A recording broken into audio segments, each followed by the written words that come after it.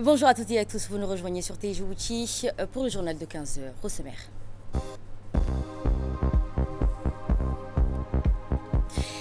Trois jours pour transformer l'avenir de la santé sur le continent africain. Et nous verrons donc aux nouvelles du monde. On a le prince héritier et a été reçu donc à la Maison Blanche.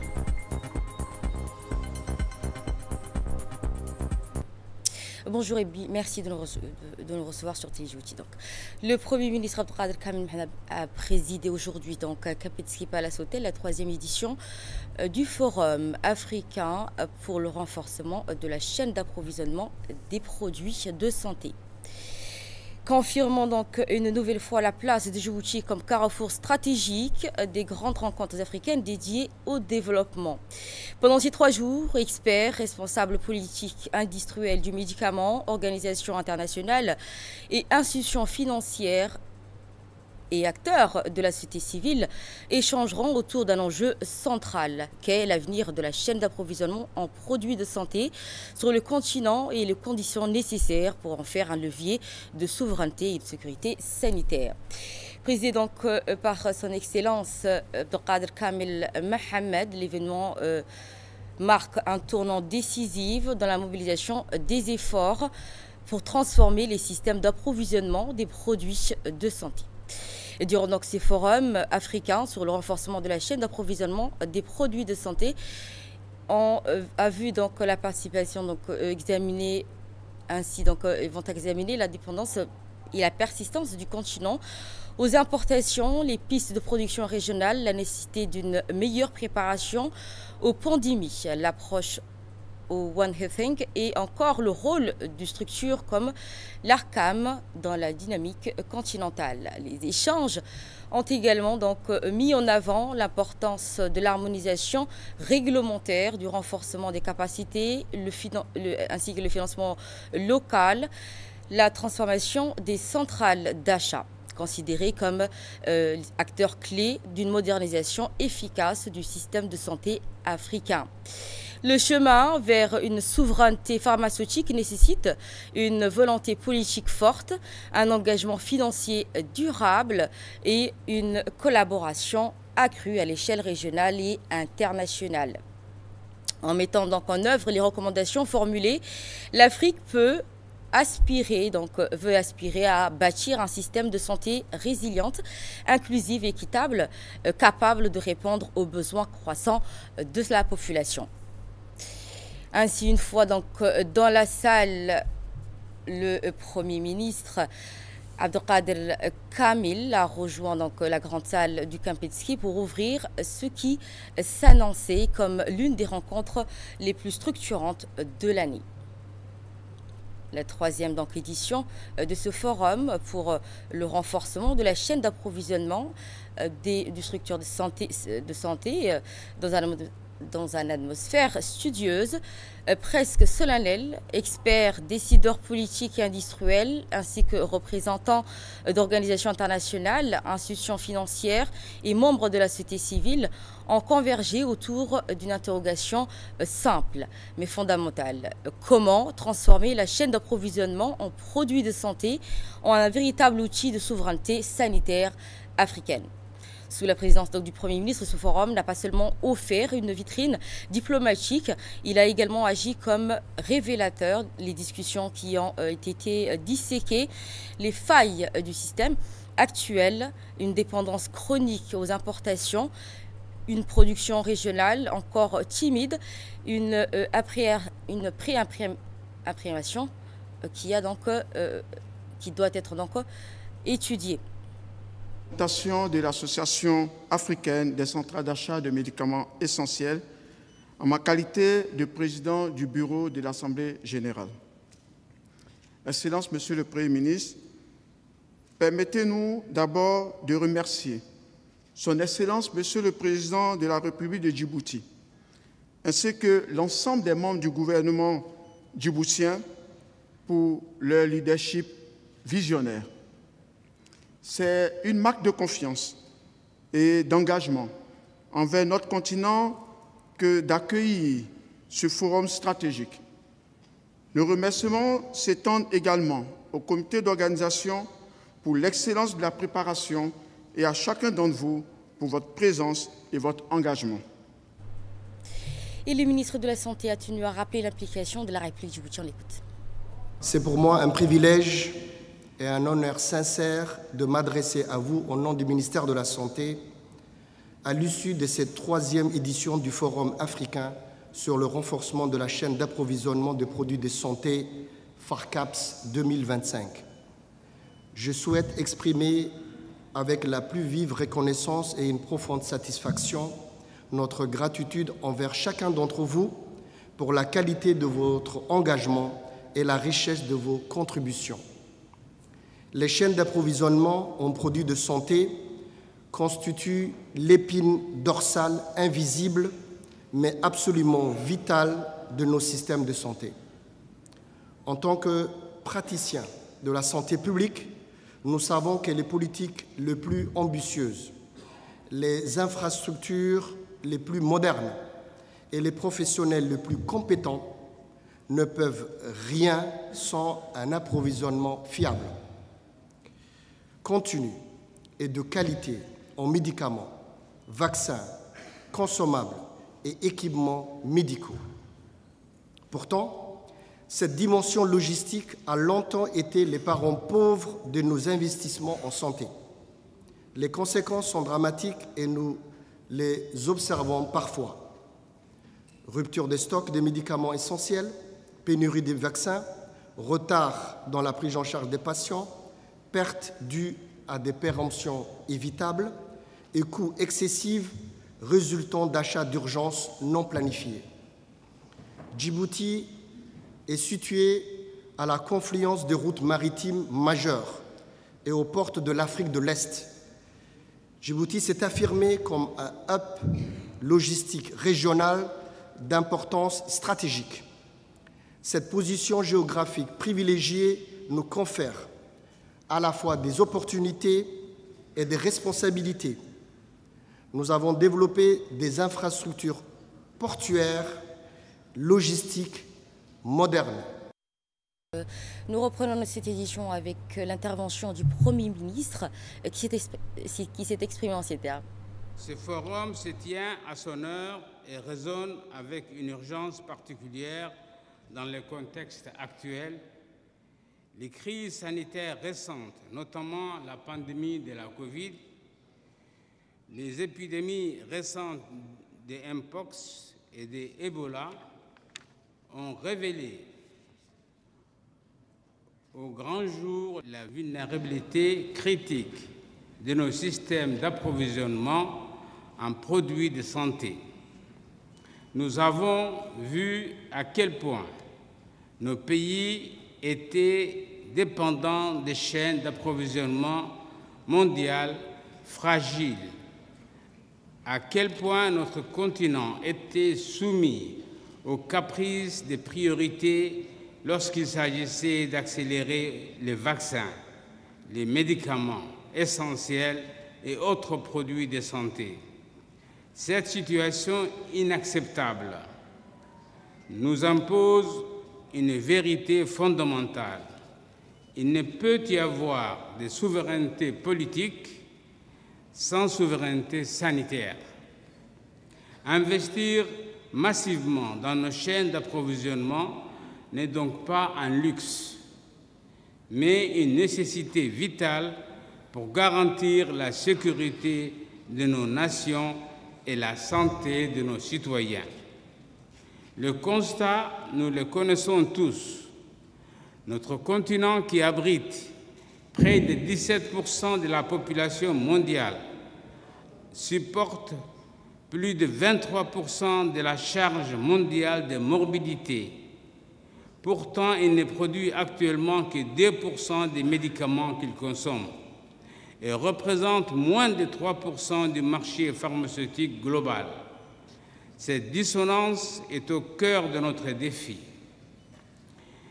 Une ère de la résilience pharmaceutique africaine doit s'amorcer. Ces chiffres illustrent clairement notre dépendance excessive vis-à-vis de l'extérieur et notre vulnérabilité face au choc d'approvisionnement. Il est donc urgent d'inverser cette tendance en développant une industrie pharmaceutique africaine robuste et compétitive qui répond aux besoins fondamentaux du continent et notamment qui mettent un focus particulier sur les maladies négligées par les géants pharmaceutiques mondiaux telles que la tuberculose et le paludisme. Mesdames et messieurs, l'avenir réside donc dans la production locale. Nous devons investir dans cette dernière et pas seulement dans le conditionnement final. Cela signifie investir dans la formation de nos pharmaciens, biologistes, ingénieurs, de nos techniciens dans la création de pôles pharmaceutiques régionaux. La zone de libre-échange continentale africaine est une opportunité historique pour créer un marché intégré de 1,3 milliard de personnes, rendant la production africaine économiquement viable, compétitive, afin de créer un accès fiable et continu aux produits de santé de qualité. Également donc dans l'actualité nationale en marge d'une participation du ministre des Affaires musulmanes et du Bien Warf, Moumin Hassan Barry, à la conférence internationale du Hajj. Et suite à la signature officielle de la convention du Hajj 2026, une convention sanitaire a été conclue avec l'hôpital Medical Care. Une signature qui s'inscrit dans le cadre des nouvelles directives saoudiennes visant à renforcer l'encadrement médical des pèlerins. Grâce à cet accord, les pèlerins djiboutiens bénéficieront d'une prise en charge médicale complète durant leur période de pèlerinage. Dans ce contexte, Dr Halima Youssef Aden, chef de l'équipe médicale djiboutienne, faisait donc partie de la délégation accompagnant le ministre. Sa présence traduit la volonté du gouvernement d'améliorer significativement le dispositif sanitaire dédié aux pèlerins. Elle a également donc participé à un atelier consacré aux nouvelles exigences médicales ou contre-indications, aux normes des sécurités et respecter avant tout donc la santé des pèlerins djiboutiens. Lors de cet atelier, il a été donc rappelé que tous les pèlerins doivent obligatoirement effectuer une consultation médicale complète avant leur inscription afin d'assurer une sécurité et de garantir le bon déroulement du pèlerinage. Les autorités sanitaires ont également donc insisté sur le respect strict des critères d'aptitude pour le Hajj 2026. Chaque pèlerin devra donc ainsi présenter un certificat médical officiel attestant de sa capacité à accomplir les rites et confirmant l'absence d'infections telles que les maladies chroniques sévères, état de démence lié à la vieillesse ou des maladies infectieuses actives. L'objectif est clair, protéger les pèlerins et garantir un Hajj qui se déroule dans les meilleures conditions sanitaires possibles. La délégation djiboutienne s'est ensuite rendue au stand de société Refada, l'un des principaux prestataires saoudiens de services intégrés, hébergement, transport, restauration, gestion logistique, Amina, Arafat et la Mecque et Médine. Un accord qui a été signé également donc en présence du ministre pour assurer des prestations de qualité aux pèlerins djiboutiens lors de la saison 2026. Dans ce domaine donc, du transport aérien, la délégation a également rencontré les responsables de la compagnie Fly Nice. Les deux parties ont signé une convention fixant les modalités de transport, un acheminement de Djibouti vers Médine à l'aller, puis un retour de Jeddah vers Djibouti à l'issue du Hajj 2026. En conclusion, la mission conduite par le ministre Moumin Hassan Barry en Arabie Saoudite s'est soldée avec un grand succès. Tous les objectifs ont été donc remplis. Une signature de la convention du Hajj 2026, conclusion des accords sanitaires, logistiques et aériens, intégration des nouvelles exigences saoudiennes et enfin renforcer le partenariat historique qui lie Djibouti à l'Arabie Saoudite. Cette mission confirme l'engagement constant du gouvernement djiboutien à améliorer les conditions de pèlerinage et à consolider une coopération bilatérale des services de santé. Pour la Semaine nationale de l'enfant, dans ce cadre, la Semaine nationale de l'enfant, le lycée d'État a abrité un atelier hier après-midi d'une importante capitale sur une sensibilisation à la prévention et à la lutte contre les harcèlements sexuels. L'événement qui s'est déroulé en présence des autorités engagées du ministère de la Femme et de la Famille, représenté par donc, la secrétaire générale. Cette initiative qui visait à informer les élèves sur les différentes formes de harcèlement, leurs conséquences et les moyens d'en prévenir. Au cours de cette rencontre, les intervenants ont insisté sur la nécessité de briser le silence, d'engager la parole des victimes et de promouvoir un environnement scolaire sûr et sain. Les échanges interactifs ont permis aux élèves de poser les questions, d'exprimer donc leurs interrogations et préoccupations et de mieux comprendre le mécanisme de prévention. Toujours nouvelle du pays, le ministère de l'Agriculture, de l'eau, de la pêche, de l'élevage et des ressources halieutiques, à travers la direction de l'hydrocarbure rural, a lancé aujourd'hui une série d'ateliers régionaux de consultation avec une première rencontre organisée dans la région d'Arta. Cet événement marquant donc le début de la phase opérationnelle, projet de Djibouti pour une résilience des eaux souterraine et pour l'approvisionnement, phase 2, financée par la Banque mondiale. L'atelier qui s'est donc déroulé à Arta a réuni les hautes autorités régionales, dont le préfet de la région, le président du conseil régional, le directeur du DHR, ainsi qui témoigne donc de l'engagement. Dans le composant 1 du projet concerne des investissements majeurs dans les structures d'eau souterraines, notamment la réalisation et la réhabilitation des forages. Au cœur de cette consultation qui se trouve l'approche co-construction adoptée par le ministère. Les discussions techniques menées aujourd'hui ont permis de recueillir les besoins en ouvrages hydrauliques et réhabiliter ou reconstruire donc les forages. Je vous propose d'écouter dans l'extrait du directeur qui s'est exprimé en ces termes. À la phase de préparation et de conception de nouveaux projets eau souterraine intitulé GIRESA. Ce travail que nous entamons ensemble est le socle sur lequel nous bâtirons le succès de ce projet majeur. Le ministère de l'Agriculture, de l'eau, de l'élevage, de la pêche, des ressources halieutiques, à travers la direction de l'hydraulique rurale, a un mandat clair, garantir la sécurité hydrique nationale. Notre pays fait face à des défis climatiques implacables qui menacent directement nos moyens de subsistance. Le projet GIRESA, financé par la Banque mondiale, est prévu pour couvrir la période 2026-2031 et notre réponse est stratégique. Il s'inscrit dans une triple ambition. Améliorer significativement l'accès à l'eau souterraine, fiable dans des zones rurales, renforcer la gestion durable de cette ressource vitale et accroître la résilience globale de nos communautés. Cet effort est soutenu par un investissement majeur qui vise un impact humain profond, notamment en réduisant la corvée d'eau pour nos femmes et nos filles et en sécurisant l'eau pour les bétails. Le préfet de la région d'Arta a également donc, parlé dans ces termes. Comme il est d'usage, je vous souhaite la bienvenue dans la ville d'Arta, à l'occasion de l'ouverture de cet atelier de consultation des parties prenantes organisé dans le cadre du projet Djibouti pour la résilience des eaux souterraines et pour l'approvisionnement. Notre pays, comme vous le savez, connaît un stress hydrique endémique et la réalisation d'ouvrages hydrauliques est aujourd'hui plus qu'une nécessité. C'est une urgence stratégique pour notre développement et pour la sécurité hydrique de nos populations pastoraux. Mesdames et messieurs, il est donc primordial d'établir un état de lieu précis des ouvrages hydrauliques existants, notamment afin de sécuriser les pasteurs et d'assurer une gestion optimale des ressources. Cet état de lieu constitue un point de départ essentiel pour identifier les perspectives et les actions prioritaires à engager.